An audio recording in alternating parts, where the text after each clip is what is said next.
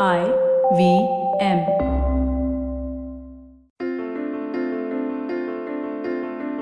This is Storytellers and Storysellers live on tape. You're listening to me, Vineet Kanabar, on the IVM Podcast Network. Before I sat down for this recording, I was thinking to myself that in the last 60 episodes, 60 episodes, I can't believe we got there, I've had the good fortune to talk to musicians whose music I like, or directors whose work I like, or actors whose work I like, or entrepreneurs whose companies I follow. For the first time today, I am sitting down with someone whose work I've enjoyed, but that work has been a game, and what a game it is, right? I'm sure many of you, because my listeners are so literate and aware of things, know of a game called Shasn. If you don't, check it out right now. It's a political strategy game that is meant for people with strange politics and even stranger relationships. I have seen a husband and wife fight for 20 minutes about how to answer the question, should marital rape be legal or not? Really, it took 20 minutes for them to figure that out.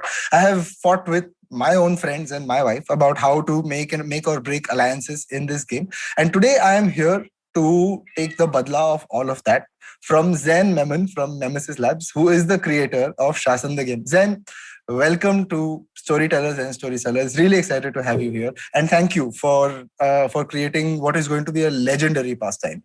Yeah, Zain, welcome to the show. Great to have you on Storytellers and Storysellers. Hi, Vineet. It's great talking to you. I've been following your podcast, and I'm really excited to be finally speaking to you. Shasn's finally out there in the world, and people have been enjoying it, and it's really exciting to see people have fun while having political conversations. That's not a sentence you hear very often. Yeah, for sure. And I mean, when I started, I was talking about a husband and wife really go off on marital rape, but that's just one of those questions. It's such a beautifully put together game where you ask what seem like really random out there questions about politics, right? And most of us don't even consider these questions in daily life, and then to see that gamified in the way that it is and turned into sort of political strategy and alliances and all that, it's a fabulous pastime. Then I've wanted to talk to you on the show because there's just so many interesting things that you do, right? Well, Shasn is definitely something that I want to delve into today. Tell us a little bit about what are the cool things that you do. What does working at Nemesis Labs mean? Tell us a little bit about yourself. So, 6 friends got together 5 years ago and built Nemesis Lab. It was Anand Gandhi, Pooja Shetty, Neil Pagidar, Khushbu Ranka, Vinay Shukla, and me. Right. The idea was to build a community of creators that would create content that was not only entertaining but also enriching in every way possible. All of us came together through Anand's first film, Ship of Theseus, right, which did phenomenally well for independent cinema. We went on to work. Many of us worked together on Tumbad, and after which we decided that if we really want to create the content that we want to see out there in the world, we'll have to set up the studio. So we set up a studio and said what kind of content do our audiences really want to see, and what kind of content should we be giving them. We spoke at length about what we call junk food, right, of content. The philosophy is that just like you have junk food and nutritious food, the same applies for content and culture. A lot of the cultural content that we have out there is noisy, is bad for health, is bad for people at large. Right. You have films that glorify or humanize, if that's even possible, something as ridiculous as abuse. Right. You have torture glorified in films. You have violence glorified. You have the worst tendencies that we should be walking away from being carried out by the heroes of the film. Right. And that stretches across video games. That stretches across documentaries. How do we not do that? How do we create a cultural landscape which looks more like the world we want to inhabit and not highlight our worst tendencies? Beautiful, man. With that in mind, we started building. We built Nemesis. We launched a virtual reality platform which I was leading. Shubhangi Swaroop and Khushbu Ranka were the editors on that platform. We built documentaries, virtual reality documentaries that took people everywhere, from the coal mines of Korba and the displacement that happens because of that, to behind the scenes on Dangal, and how a film is made. So we covered the entire spectrum of immersive journalism through that. We released a film that Khushbu and Vinay co-directed called An Insignificant Man. And what a film that is also. Again, it's a privilege to work with all the people that I'm working with. Pooja and Neer are just releasing their first show. It's called OK Computer. It's a sci-fi comedy, and I've had the honor of working with them and producing that show with them. And the idea was, hey, this is the content that I want to watch. This is the content that I think should be out there, and let's put it together. So it's very synergetic. Shasn or An Insignificant Man would not have been possible without everyone else who came on board to make it. Talking about An Insignificant Man, that was the seed that made Shasn. I remember watching the film. I remember talking to Khushbu and Vinay and Anand on how that conversation about participative democracy is not over yet, and how do we get more people to engage in the democratic process. And it is that conversation that went on and snowballed into Shasn. Vinay was kind enough to mentor me on what he had learned while making the documentary. Vinay and Khushbu spent three years behind closed doors watching every political maneuver that was happening in Delhi from 2012 to 2015. And that really informed our understanding. And we had academic understanding, we had academicians on board, but it really informed our understanding of modern politics in a very intimate way. Right. It's very interesting that you say that, because the rise of Arvind Kejriwal in that sense is after a very long time, we saw someone from the middle class, someone from the bureaucracy sort of give up that cushion of power and dive into what is participatory democracy, right? And to see that the objective of the game, or the objective of you developing Shasn, was also to see how you can deepen political engagement, get more and more people interesting. The sort of parallel objectives are almost similar objectives with very different pedagogy, or very different methodology there. It's very interesting. Before we jump on to talking in detail about Shasn, I mean, you talked about the who's who of art house cinema, almost in that way, right? Not art house cinema, but alternative cinema in that way, right? Again, Ship of Theseus, Tumbar, or An Insignificant Man are all, how would you say, important films, right? Even if, whether you've seen it, whether you haven't, you've heard of them, you know that they've somehow altered the course of how alternative narratives are created in India. Where do you see, I mean, Nemesis has been then around and become the nucleus of this, of really cool work that you're doing, right? Okay, Computer, we'll come around to talking about that, about around the end of this. But again, looks like nothing that's been done in India before, right? At least looks like it. Again, the jury will be out when it comes out, and we'll talk about that then. But how do you see, I mean, how do you guys see Nemesis' role in this entire scene, right? You talked about very big ambitions when you say people create movies where they're glorifying violence or abuse. I mean, if you really think about it, the Avengers movies are sort of justification or pre-justification for global wars. I mean, all of those meta-narratives do tend to emerge, and we do tend to celebrate some of the worst instincts in our heroes, right?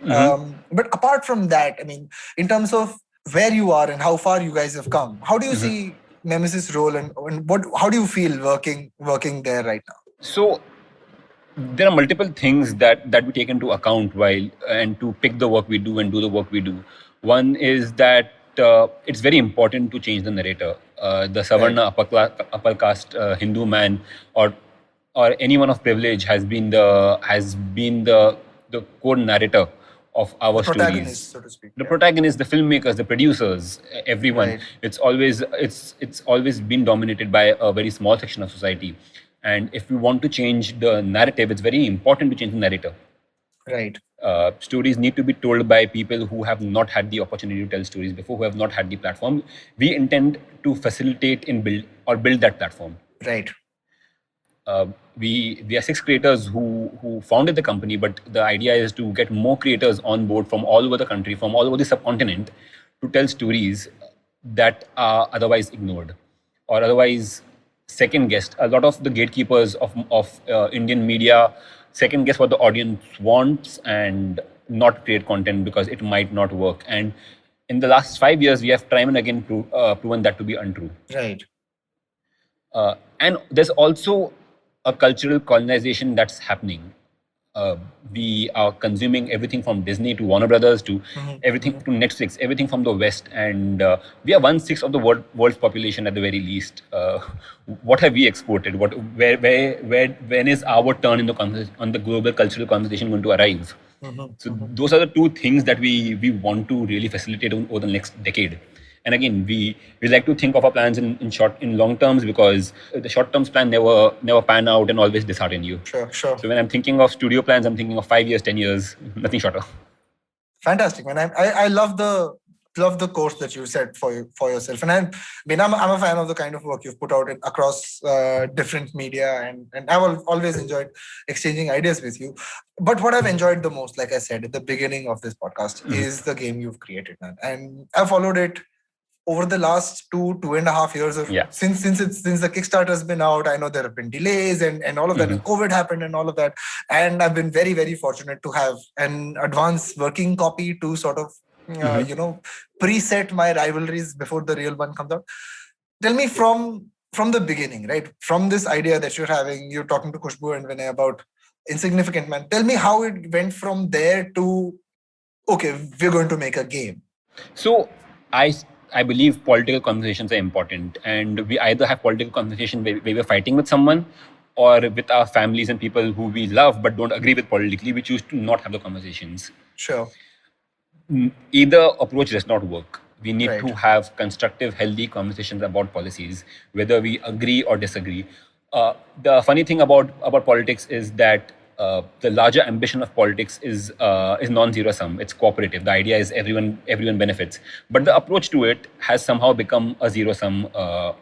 Has a zero sum approach where it's either your way or the highway. Right. How do we create something? How do we make something that lets people talk to each other about political issues, but not make it personal?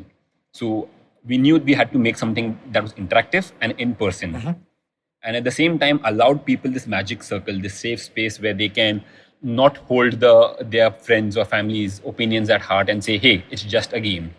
Right. So when things escalate, it allows you a safe mechanism for de-escalation. Now, I've been as a consumer, not a creator, I've been consuming games since I was 3 years old, and I don't mean even the games that children play. I've been playing video games since I was 3. I've been playing board games my entire life. Sure. And it's if I were to put it crudely, I'm gaming native. Right. So that's something that comes naturally to me as a format. I've been studying how they've been built. I've played thousands of games in the last 3 decades, and I really thought that a board game would be, and a modern board game would be a great space to set political conversations around. Right. So, like Shasn works in 2 phases. There's a question phase where you get asked a question and you talk about political opinions, but suddenly it shifts to a pure strategy, spatial thinking, resource management game. So there are multiple parts of your brain working simultaneously, which keep you engaged. So it's not a scruple. It's not a Cards Against Humanity where you say something that's funny or outrageous and move on with it.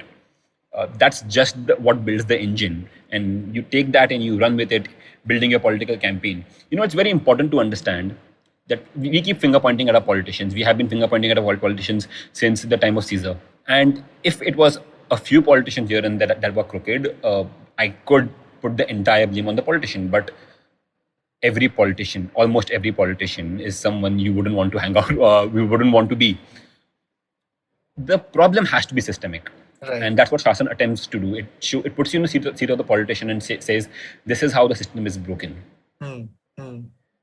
Because we don't need to just change our politicians, we need to change the systems that select the politician. We need to change the entire system at large, and that's no small undertaking, but it's also no trivial undertaking. You have to, that it goes without saying that we need to evolve in the way we make our decisions. That's exactly how it makes me feel when I'm playing, right? Because and I'm going to break the game down a little bit for my listeners, especially for people who haven't played it. Shasn, there's a board game where you have to capture territory by placing voters. The way you get voters is by getting resources. There are 4 types of resources. There's funds, there's media, there's clout, and there's trust.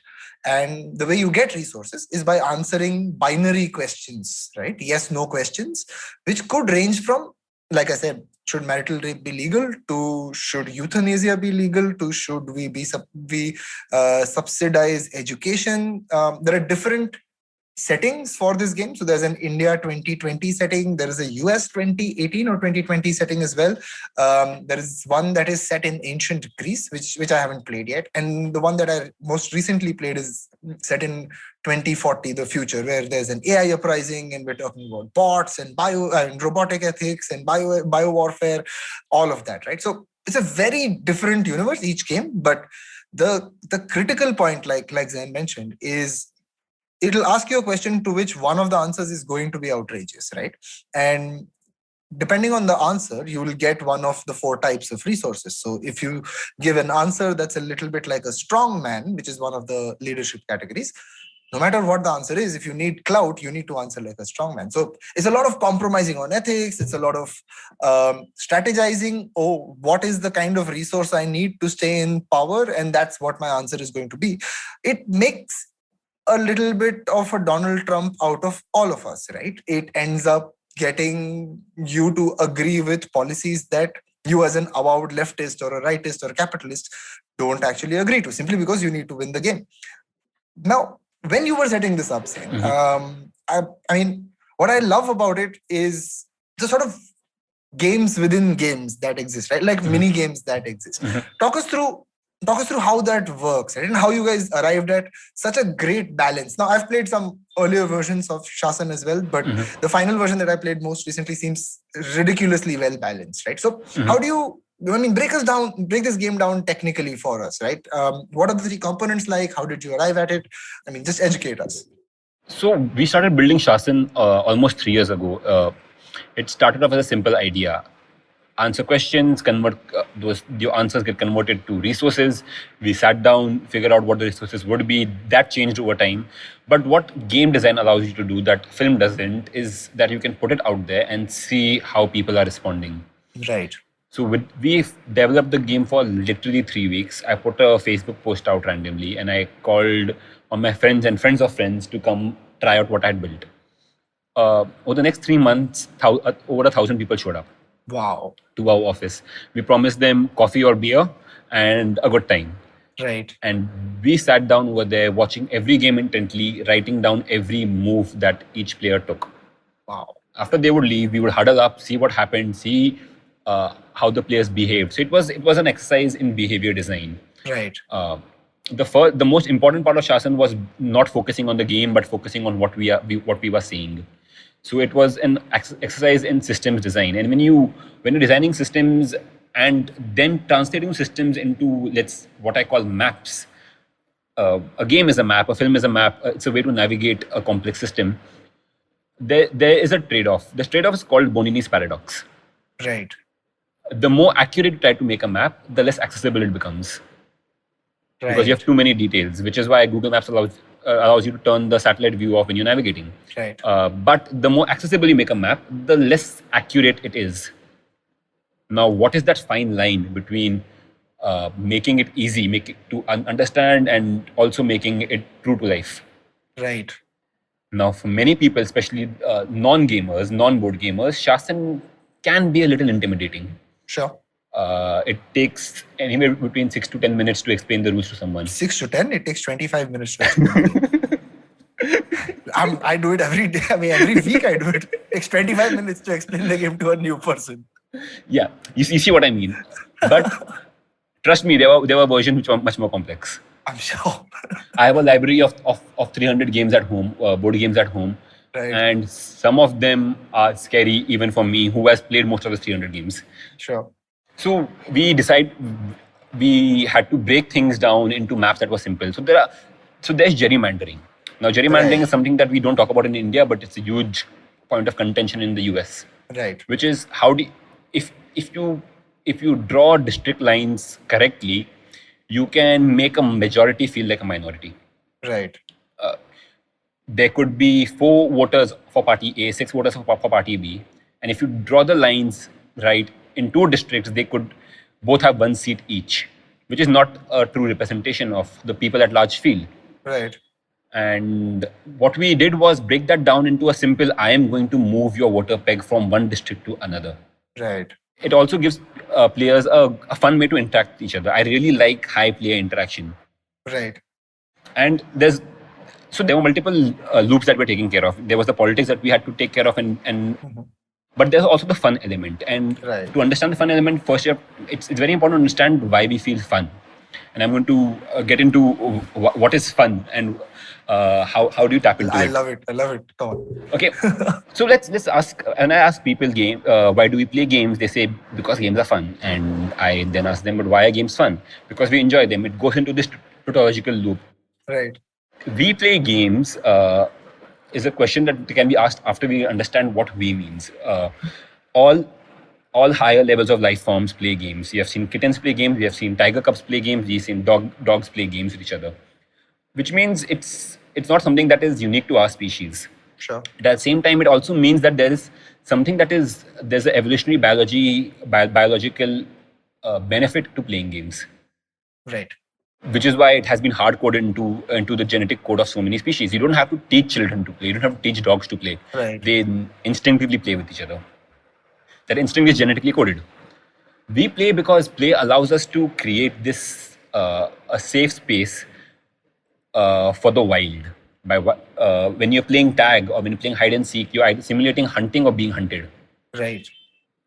And allowing the young of a species to do that in a safe environment allows them to train Right. and hence finally survive. Right. But the chances of the modern human hunting or being hunted is very, very low. Sure. Absolutely. And so, but we're still playing the same games. Right. Our biology has given us a reward system to learn the world around us, and we don't use it anymore. Sure. And we make Jack sit and read books and not play. Right. Absolutely. So when Jack wants to play, his body really wants to learn. Right. And they're saying, don't do that. Right. So sit in one place and build blocks or something. So shouldn't we be making games that teach us about how to save the environment, or how Sure. to work the stock market, or Sure. how to understand modern politics? Most definitely we should. And that's why we built Shasn. And it also goes into understanding the idea of fun. What makes something fun? Anyone who's ever been into a casino never puts just one coin into a slot machine. Right. You put a coin in, you pull the lever, and you lose. Right. Now, just pure behavioral economics says, hey, you put a coin in a well and you got nothing. It's like throwing the coin away. You shouldn't be doing that again. Right. That's pure logic. But we still do it. Right. So many people. Why do we do that? Why do we do that? It's because the dopamine, which is released when we are enjoying something, is not released at the moment of receiving rewards. It is revealed at the moment of anticipation of the reward. Right. So right. when you pull the lever, you see the disc moving slowly. You hope you can win. Right. Your body is incentivizing you for trying, and then you don't win. And then you try again. And because you already got the dopamine hit. Right. If you play Shasn, you will see a lot of these loops are built into it. Right. Loops of anticipation, but not entirely loops built purely of luck. There is a luck element to the game, but there are loops of who might believe you, who might not, what kind of questions you're going to be asked. And we build those in because while politics can be dry and boring, I wanted the game to be exactly the opposite. Right. And it is. I think your loops are working because I've also played a fair bit of board games and I've never found something so complex to be so enjoyable. And like I said, it does take 20 minutes or 25 minutes to explain it to someone, but I have never met, I must have played about 12, 15 games, maybe 10, 15 games of Shasn so far with different groups of people. And I have never met anyone who's been disappointed in the experience. They might have lost the game, but they thoroughly enjoyed it. And a lot of that enjoyment, while it is in-game, came from the question answer part of it. The post-game enjoyment comes from the voter rivalries and the way that has been designed. So I think a lot of that those loops that you've built in are working really, really well together. For a lot of people to come in and enjoy something that is vastly more complex than what they're usually used to in a board game. I mean, Catan players, I think Catan is the closest you come to a sort of almost a like for like parallel, sort of, but Catan it's a is gateway. still very It's a gateway into the modern board gaming world. Absolutely, right. But Catan is still very, very differently designed in terms of the kind of enjoyment it gives you, right? Let me ask you this specifically about the kind of leaders, the kind of archetypes you've built into the game, right? Because I feel like that's also something that must have taken a fair bit of research, because that's so deeply connected to the way the resources are split. That's also so deeply connected to the way the interaction is designed. Tell us about those. So the game has 4 resources, and each resource has their own political archetype. Right. There is the capitalist, the supremo, the showstopper, and the idealist. Right. We first built the resources, which was funds, clout, media, and trust. How do we break down the fundamental things a political campaign needs?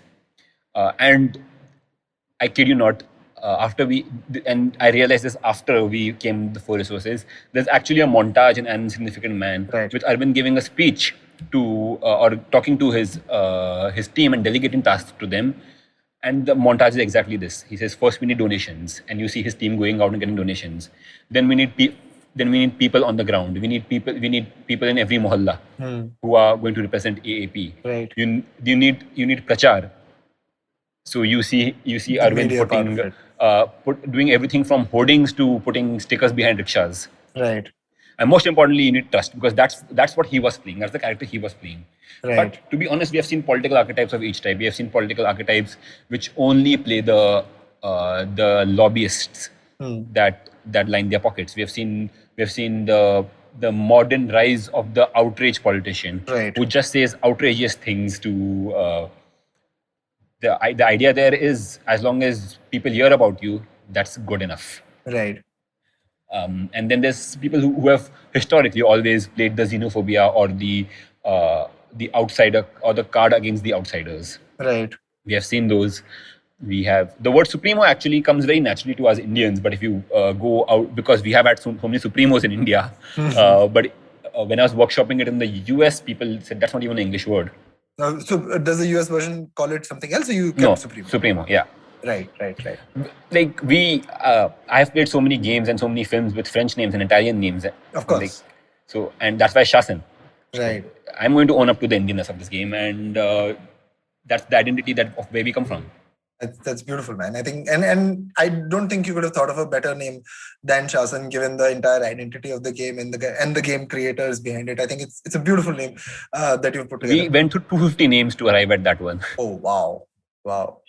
It sounds like one of those. Like, it automatically sounds like this is a legendary game. I kid you not. Right? Like, you're being kind. It just has that feel to it. Plus the packaging, right? The way you guys have really taken care of details, the way it's all put together, it lives up to what it sets out to do, right? Because it's an ambitious project, right? Let's face it. And the details and the trims really put that out there. To round off the part where we're talking about the 4 archetypes, I think it's a great representation of the sources of power that exist in public life. It's also, what I enjoy a lot about it is you can very easily switch around, right? Like when the way the game works is every round you get asked what is an ideology question, and depending on your answer, you get one of 4 ideologies, and then you can keep building your ideology depending on what you're looking at, right?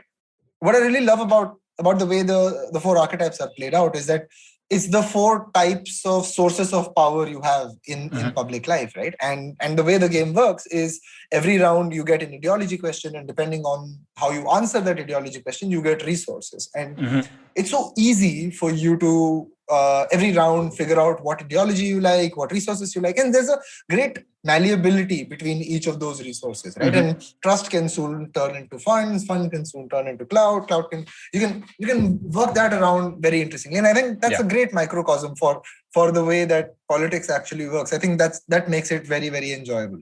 Yeah, and we designed it in a way that you need a combination, and Right. it's what you pick. You'll have a primary ideologue and a secondary ideologue.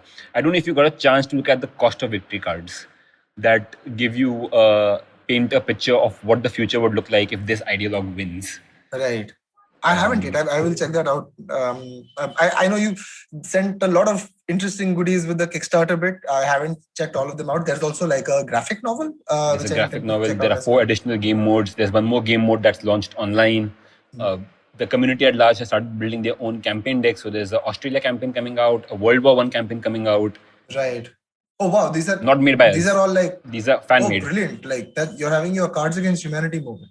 Yeah, and we doubled down on it. We sent all our open files to the backers Right. on online and said, hey, do what you want. Beautiful, man. That's in the spirit of the gaming community. I think that's also the secret to kind of making sure your game goes viral in this environment, right? Where other creators will want to come in, contribute.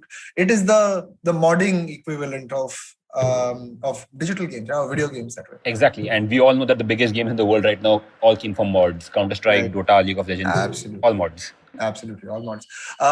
Before we switch on and talk about other games, let me ask you this last bit about Shasn itself, right? So, a lot of crowdfunding campaigns tend to happen for creative projects, right? And a lot of them succeed and a lot of them don't. Can you give us your notes on running a successful Kickstarter campaign? What really helped you? What were the challenges? And when should you kickstart, so to speak? Like just your notes on that. So Kickstarter has become this interesting space where, which started off with everything from zines to software to products to board games, but now it's predominantly tabletop games. Right. Multiple reasons for that to have happened. One is that innovation in the tabletop space was really kickstarted in the last decade. People started building really fun stuff, and the failure rate was low. When you're building a tech product or when you're building a hardware product, the points of failure are far too many. Right. In a game that requires cardboard and paper, you just have to go to a print shop. Right. So Kickstarter turned into this great space for pre-ordering tabletop games. And what many people, and this is not my first crowdfunding campaign. I led the crowdfunding campaign for An Insignificant Man in 2014. This is before any of the platforms existed in India, and we had to build our own platform. We used it for one film, and we shut it down because that's not what we wanted to do. Right. We raised $120,000 for the film back then. Right. And we learned that it's when you're crowdfunding, you're also bringing these early adopters as people who you're building the project with. So during the Shasn crowdfunding, before that, after that, there was a lot of collaboration that happened with the backers. Game modes were added, rules were changed, design calls were taken based on the feedback that people gave to us. We spoke to them about everything. We allowed them to become a part of the game. There are 12 additional characters in the game that are all based on real people who participated in the campaign. Right. And that's very important to understand that a crowdfunding campaign is different from any other point of sale in the way that it's a community space. You want to make the community feel heard, and you want them to feel like they are part of your process. Right. Now that seems abstract, but or floozy, but that's really what it is. You everything from the rule books before they were printed was sent to the backers saying, hey, this is what the rules are. If you don't like them, if you think they're confusing, drop a comment and I'll change it. Sure. To the showstopper was earlier called showman. Right. Which we realized was an error on our part because it's a very gendered term. Absolutely, yeah. And you want players who are not men to also role play the showstopper. So we went out to the community and said, this is what we feel. Why don't you recommend something? That's when someone recommended showstopper, and that's how the name is showstopper. We had people writing into us saying, hey, I have a 9-year-old kid or 12-year-old kid. I want them to play the game, but I'm just scared about what's going to happen. Right. So we said, okay, let's put a trigger warning on the game. Sure. So there are questions in the game that have an exclamation mark on the top right corner. Before the parents start the game, they can go through it, see what is not suitable for children. And that's not children, also people who have been through trauma. We don't want people to, and this is someone who backed the game told me, hey, someone in my gaming group might not be comfortable with questions like this.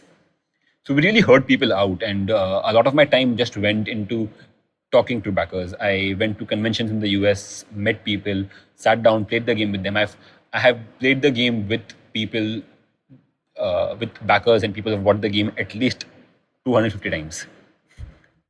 I mean, what that really says to me is that when you're crowdfunding, you're not just taking people's money, right? You're out there to take their inputs. They are people who want to feel involved in your process. Exactly. And I mean, obviously, different people have different ways of doing it, but at least reach out to the people who are supporting you with their money and get their thoughts. And it helps make a more well-rounded, more inclusive, just a all-round better game. I mean, I can't imagine till you brought it up from feedback. I couldn't have imagined a concern like, oh yeah, if kids play this game. I was like, why would you give this game to kids? Who would do that? But then, of course, yeah, you have parents who are politically motivated, who want to get their kids involved, and that's a great entry point, right? And maybe schools will pick it up instead of boring civics lessons one day. And absolutely, right, having those trigger warnings in there or having child safe warnings in there is just a very thoughtful way of making sure that your game is super inclusive. I love that. I think having that. And if people wanted to pre-order something or just buy something, they would go to Amazon. They would go to the local game store. Right. The reason they are giving you the money for a unproven product is because they believe in the product. Right. So let's double down on that. For sure. Let us sort of zoom out a little bit from Shasn and talk about board games at large. I think, especially in urban. Hold on, before I go to that question, where have you seen? I mean, in India, copies of Shasn getting shipped to, right? Has it mostly been sort of urban spaces or college towns? Or where has it been mostly? Bombay, Bangalore, Delhi, in that order. Bombay, Bangalore, Delhi. Do you see it getting more popular? Are you going for like another Kickstarter run, or another version comes out maybe a few years later? So we're doing a multi-pronged approach. Took a note from Tesla's book, which was, hey, I can only make so many copies because that's the capital I have. Right. So let's go to the people. Let's go to the people who are willing to spend a higher amount, and let's make something for them. Right. So we went after that. Moving forward, we'll be making versions of Shasn which are not as robust or as luxurious as the current version of Shasn, but get the essential sense of the game across. Sure. That will be for sale only in India, so that the Indian audiences who cannot afford the current price point of Shasn can also get experience. It will not be the luxurious experience it is now with beautiful pieces of wood and double layered cardboard and the best quality of paper, but it's going to be the essential experience. We are also doing another Kickstarter for a Shasn expansion. Sure. It's called Azadi. Right. And it takes people into freedom struggles. So we right now have the American independence, Indian independence. We have Tahrir Square, which is the Arab Spring in Egypt. Right. A modern revolution, because I wanted people to I wanted to highlight the fact that a revolution is not necessarily against an outsider, against a colonizer. It can be someone who's of the same country that you are from. Right. And then there is the Martian independence deck, which is the Martian colonies wanting independence from the IP overlords of Earth. Wow. We'll have a fifth campaign, but the backers are going to decide what the fifth campaign is going to be. Sure. But all of these sound insane, man. And they are semi-cooperatives. Right. Because everyone's going to fight each other, but at the same time work together to fight the British off, for example. Oh, right. Of course. While you're fighting the British off, you're also making sure that when the British do leave, who's Prime Minister? Right. So they'll have sort of another layer to it. Yes, so you're cooperating and fighting at the same time. Beautiful. I'm going to look out for that as well. But like I said, let's zoom out for a bit and talk to you about how board games are doing in general, man. I think there's been quite a revival over the past few years, right? And I'm not just talking about like Queen's Gambit and chess and all that, but overall, board games as a sort of wholesome pastime, especially in urban centers, has really gotten revived. What's your assessment of it? What's driving it? What's going to keep it alive? Where does it go from here? So there are multiple reasons why board games have had a resurgence. I grew up on couch co-op everything from Tekken to Need for Speed to so many other games played on the couch on the same television as a shared experience with my friends. Right. Couch co-op is dead. Right. When I hang out with my friends, there's no shared activity that I can do together. Uh, when you're when you're watching Netflix or you're playing an online game, you're just doing that. Right. There's only so many times you can go to a bar and grab a beer and and reminisce on old times. Right. You want something to do in a social space. There's also digital fatigue. We at work, at play, we have so much screen time, and I have I have 12 hours of screen time on a daily basis. Yeah. Likewise. Yeah. Even game design is just Excel sheets, Right. and that leads to digital fatigue, where you want to do something where you're not looking at a screen for a change. I think those are the reasons why, and also the art form has evolved. Right. It's gone from just roll a dice, move a peg, to Catan being what is widely believed as the first modern game, Right. getting people into more complex rule sets, to there being tens of thousands of games out there, which for every appetite and every subculture and every fandom that you like.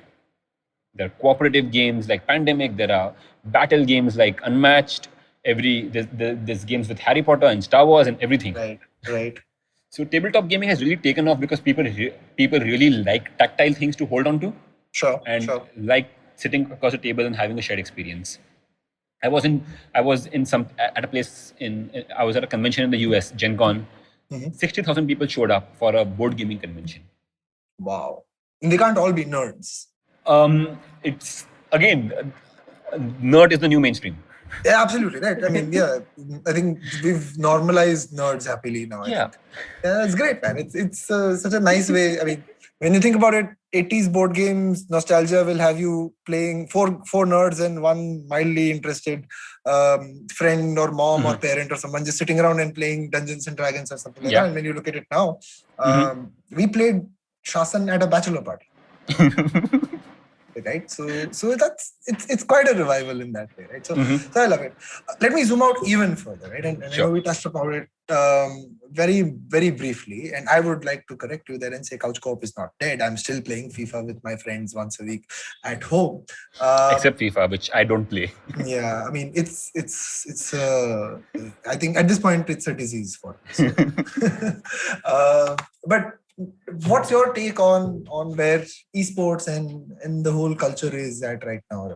You're seeing a lot of global games come into India, global indie games as well, with Among Us and all of those. You're also seeing Indian developers putting out some interesting takes on either global games or trying their own hand at stuff. What's your sort of 30,000 feet assessment of the Indian esports and gaming sort of industry? So gaming is considered a subculture, which is not the case anymore. It's the gaming industry worldwide is bigger than the film and music industry combined. It's not just me saying that; the numbers are there. The numbers are out there for people to check. Roblox did an IPO of $40 billion. That's insane, right?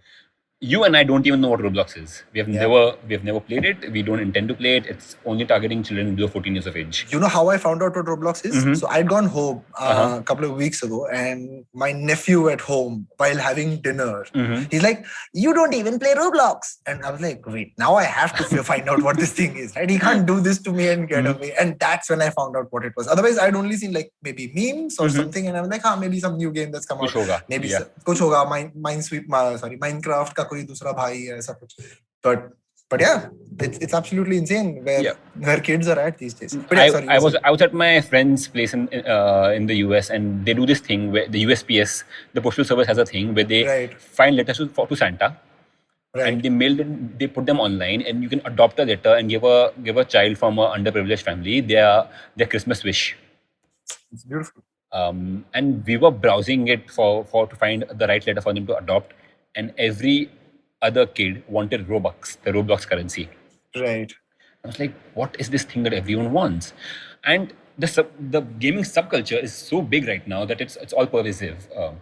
In India, it's just starting out, but with internet penetration, we saw how big PUBG became. Right. Now, for other reasons, that got taken down, but that just goes to say that there's a huge void Absolutely. of interactive content that the Indian market has. I would rather that this void be filled up by Indian creators than again be colonized like everything else. Right. Now, how do we do that? I'm going to be very blunt over here, but every game conference I've been to in India talks about marketing games and selling games. We need to focus more on the designing, the game design element of Right. it, the engineering of the games. I played the most hyped Indian game of the last year, and if it was a tech demo in 2002, I wouldn't have played it. Right. We really need to step up on the gaming bandwagon, because that is a medium that we are not on the back foot on. Sure. Sure. It doesn't require the distribution that American films enjoy and have. It doesn't, or the price points, or the faces, or the technological architecture. We are known for our engineers and our designers as a country. India can easily become the biggest exporter of games to the world if we just focus on the right things. And I think that's a great opportunity for Indian creators. We just need to stop reskinning Temple Run. Right. That we must. Or gambling. It's Temple Run or gambling. Oh yeah, man. There's money games. Shit. I was talking to, who was I talking to? I was talking to Nimish from Fnatic. And he was like, listen, don't call money games games. And I was like, yeah, you're right. I know what you're saying, but they still are around. Yeah. But yeah, man, I agree with you, right? It is the experience, the stories, the mythology, the thought that goes into games that makes it, right? It's not the marketing. I mean, you saw Cyberpunk 2077 to just be like well marketed, but what a shitstorm. Then they had to do like callbacks in 3 days or something. It's insane, right? And we do have, I mean, what I really find surprising is that we have such depth in our cultural storytelling, right? To be source material for these games. Right now, I know there is censorship and the Tandav and all of those elements that are just waiting to pounce on anybody trying to do something creative with these things. But that said, there is enough depth that I'm sure we have the creativity and the technical skills to subvert those stories enough to be away from this kind of censorship.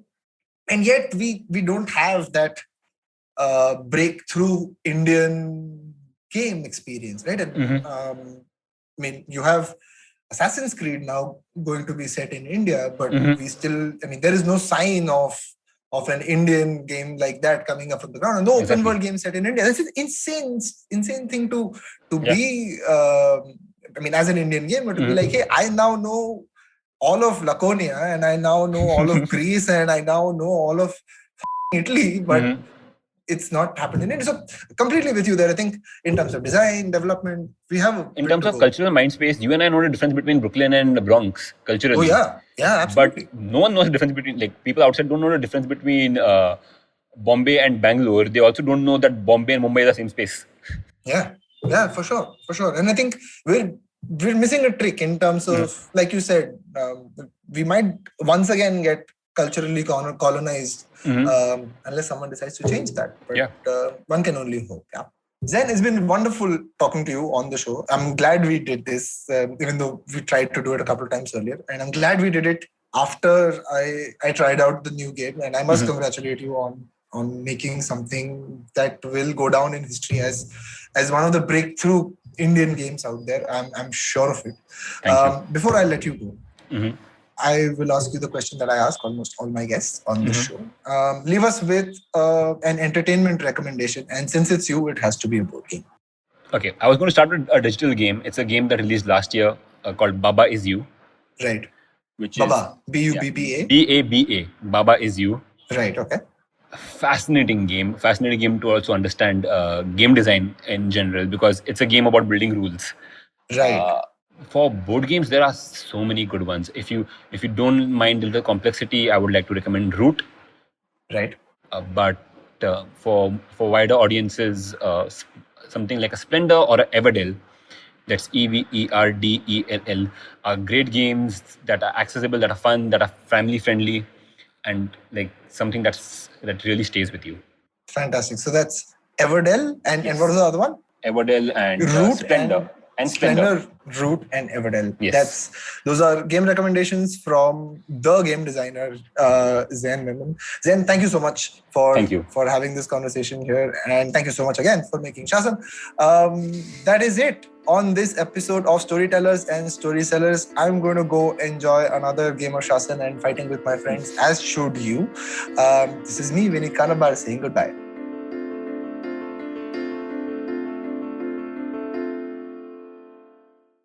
I hope you enjoyed that show. If you aren't following us on social media, please do. We're IVM Podcasts on Twitter, Facebook, and Instagram. We'd like to thank the sponsors on the network this week, Siet Tires and The Whole Truth Foods. We really appreciate your support. So, on Cyrus Says, Sagarika Ghost, journalist, columnist, author, discusses books she has written, her experiences from reporting about the Babri Masjid demolition back in the day, and the upcoming state election. Cyrus also had a great episode with Devdutt Patnaik last week. Do check that out. Chuck narrates an interesting story about a company that shared its virtual expertise with other companies and empowered the virtual world. No, we're not going to tell you what the brand is, but go check out The Origin of Things. And Chuck also came back on Simplified this week from episode 200 onwards. He's back. Go check that out if you haven't had a chance to do so far. The Habit Coach Ashton was joined by Sapna Gopalkrishnan, his co-trekker on Mount Kilimanjaro. They recollect the trek's memories, and Sapna talks about the challenges she faced. On All Things Policy, Rachit Sheth talks to Sarthak Pradhan about Delhi's water crisis. This is due to the pollution of his major water source, the river Yamuna, and he discusses the case against the state of Haryana. We had Manish Dangi, Chief Investment Officer of the Aditya Birla Sun Life Mutual Fund, on Paisa Vaisa with Anupam Gupta. They discussed India's financial report card with reference to the past decade, the hits and misses, and what the future of investing is going to look like. And with that, we hope to see you again next week.